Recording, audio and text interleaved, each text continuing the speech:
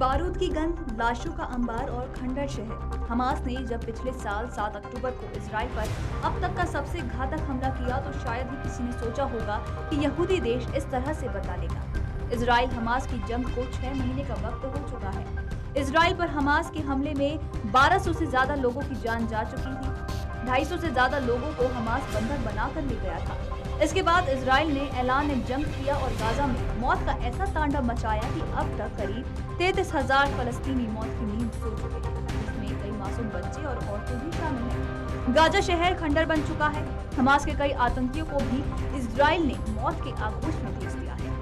जब जंग शुरू हुई तभी बेंजामिन नेतन्याहू ने अपने इरादे साफ कर दिए थे। उन्होंने दो टूक कहा था कि वो हमास को खत्म कर देंगे। इसके बाद गाजा में हमास के ठिकानों, अंडरग्राउंड टनल में ताबड़तोड़ हमले किए गए। कुछ ही समय बाद मानवीय संकट खड़ा हो गया। हजारों की तादाद में अपनी जान बचाने के लिए गाजा के लोग फलस्तीनी एनक्लेव की ओर जाने लगे, जो पहले से बंद था। जंग झेल रहे लोगों का कहना है कि हालात बद से बदतर हो चुके हैं।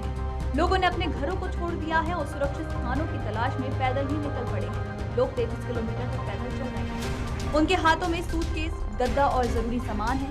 अब तक इजराइल हमास की जंग को 182 दिन हो चुके हैं और 134 इजरायली बंद हैं। कई अंडरग्राउंड जेलों में कैद हैं और कुछ को यौन यातनाएं दी गई हैं। मारे गए लोगों में कुछ लोग वो भी थे जो ना तो इजराइल के नागरिक थे और ना ही फलस्तीन के। ये विदेशी नागरिक थे जो मदद करने पहुंचे थे। वर्ल्ड सेंट्रल किचन के 7 वर्कर्स में से 6 ने इस हफ्ते की शुरुआत में इजरायली ड्रोन के 3 अलग-अलग हमलों में अपनी जान गंवा दी।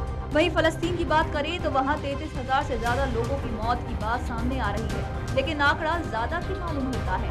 हजारों फलस्तीनी मलबे में दबकर मारे जा चुके हैं और गाजा के 85% इमारतें जमींदोज हो चुकी हैं। इजराइल के मुताबिक हमास के 10,000 आतंकी मारे जा चुके हैं, जो इस संगठन का 1/3 से ज्यादा है। इसमें 3 बटालियन कमांडर्स और पॉलिटिकल ब्यूरो के 7 सदस्य शामिल हैं। हमास के रॉकेट्स या तो पूरी तरह बर्बाद हो चुके हैं या वो उनका उपयोग कर चुके हैं, लेकिन अभी भी उसके कई नेता जिंदा हैं। अमेरिका समेत कई देश इजराइल को युद्ध रोकने के लिए कह चुके हैं, लेकिन वो मानने के लिए तैयार नहीं है।